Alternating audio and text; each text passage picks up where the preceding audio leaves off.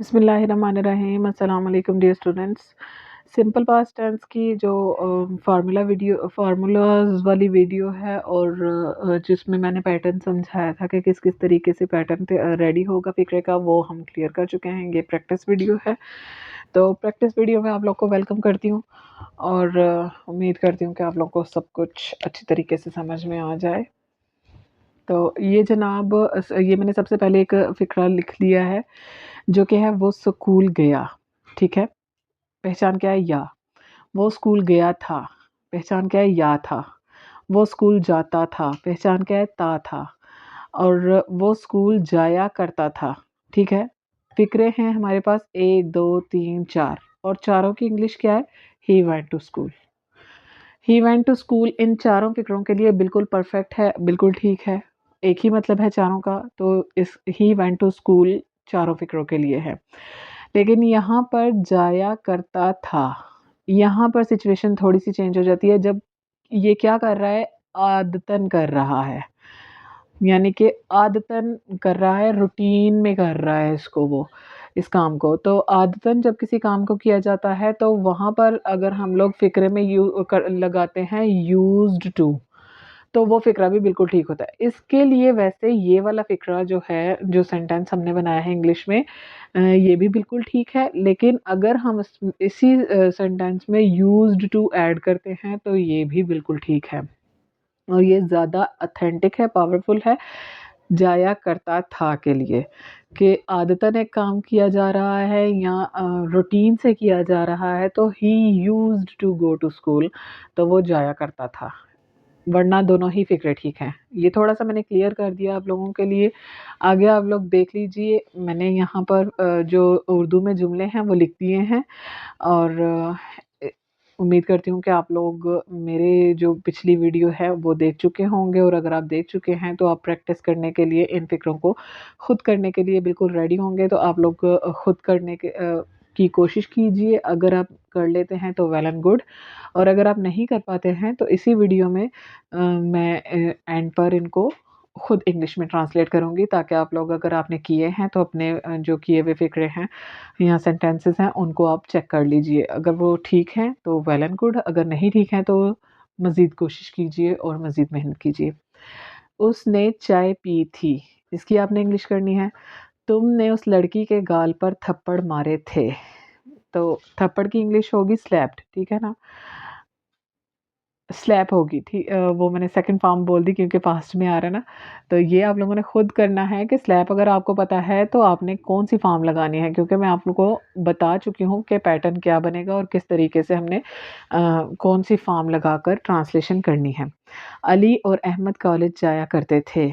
इसने मेरी हिमायत नहीं की थी। अहमद ने मुझसे सवाल नहीं पूछा था। मैंने फल नहीं खाया था। क्या उसने सवाल पूछा था? क्या कल रात बारिश हुई थी? क्या वो दरवाज़े पर दस्तक देता था? क्या हमने आम नहीं खरीदे थे? क्या वो मेरी नसीहत पर अमल नहीं करते थे? आपने किसको फ़ोन किया था? तुमने मुझसे ये सवाल क्यों किया था? आप लोग इस वीडियो को वहाँ पर पॉज़ कर दीजिए और पॉज़ करने के बाद आप लोग खुद कीजिए। अगर कर लेते हैं तो वेल एंड गुड, अगर नहीं करते हैं तो मैं करवा देती हूँ। और उसके अलावा अगर आप लोग कर देते हैं पॉज़, और पॉज़ करके आप खुद करते हैं, तो फिर आप लोग अब चेक कर लीजिए कि आपने जो किए हैं वो सही हैं या नहीं सही हैं। उसने चाय पी थी, ही टुक टी। चाय पीने को कहते हैं टेक टी, ठीक है? तो टुक जो है वो सेकंड फॉर्म है, तो हमने पास्ट का सेंटेंस है तो हम इसमें सेकंड फॉर्म सॉरी टुक नहीं, टेक की ये सेकंड फॉर्म है टुक, और हमने लगाया ही टुक टी। यहाँ पर एक चीज़ और क्लियर कर दूँ कि ही लगाया है मैंने उसके लिए। तो उसके लिए हम ही इसलिए लगा रहे हैं क्योंकि हमें नहीं पता है कि लड़के की बात हो रही है या लड़की की बात हो रही है। तो जब हमें ये चीज़ नहीं पता होती है तो हम ही लगाते हैं। हाँ, लेकिन अगर हमें कोई एक ऐसा पैराग्राफ दिया गया है जिसमें पहले लड़की का नाम शो किया जा चुका है, फिर उसके लिए या इसके लिए या फिर वो का लफ्ज़ इस्तेमाल हो रहा है जहाँ हमें प्रोनाउन लगाना है उसकी जगह पे, तो हम वहाँ पर शी लगाएँगे। लेकिन जब हमें नहीं पता है कि लड़के की बात हो रही है या लड़की की बात हो रही है, तो हम लोग ही लगाएँगे। तो ही टूक टी, ये हो गया हमारा। तुमने उस लड़की के गाल पर थप्पड़ मारे थे। You slapped on the face of that girl. ठीक है। अगर आप यहाँ पर फेस लिखते हैं तो भी ठीक है, और चीक लिखते हैं तो भी ठीक है। वैसे यहाँ गाल लिखा हुआ है, लफ्ज़ी तर्जुमा करेंगे तो चीक लिखा जाएगा, लेकिन अगर हम बामुहावरा तर्जुमा करें तो इट्स वेल, मतलब ठीक है, अगर हम फेस भी लिखते हैं तो ठीक ही रहेगा। तो यू स्लैप्ड, इसीलिए मैं वीडियो बनाते हुए लिखती नहीं हूँ, क्योंकि फिर काफ़ी ज़्यादा वीडियो जो है वो लंबी हो जाती है। मैं पहले से लिख लेती हूँ और बाद में समझा देती हूँ, तो मुझे वो ज़रा सही लगता है। You slapped on the cheek, sorry, of that girl.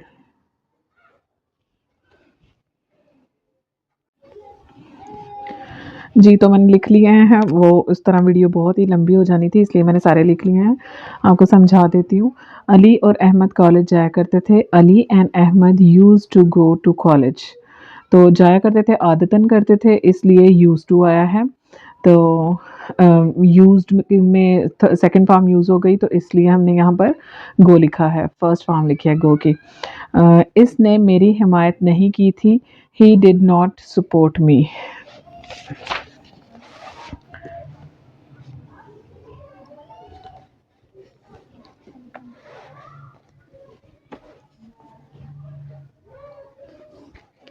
Ahmad ने मुझसे सवाल नहीं पूछा था। Ahmed did not ask me that the question.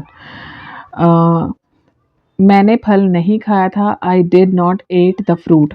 आप लोगों को समझ में आ रही है बात कि मैं जो है वो सब्जेक्ट है वो सबसे पहले आ गया, फिर डिड नॉट आ गया, फिर आगे वर्ब आ गया एट, और फ्रूट जो है वो हमारा ऑब्जेक्ट है, तो फ्रूट पे चला गया। क्या उसने सवाल पूछा था? Did he asked the question, sorry, asked लिख दिया है मैंने, यहाँ पर आस्क ही आना है, फर्स्ट फॉर्म करनी थी। Did he ask the question.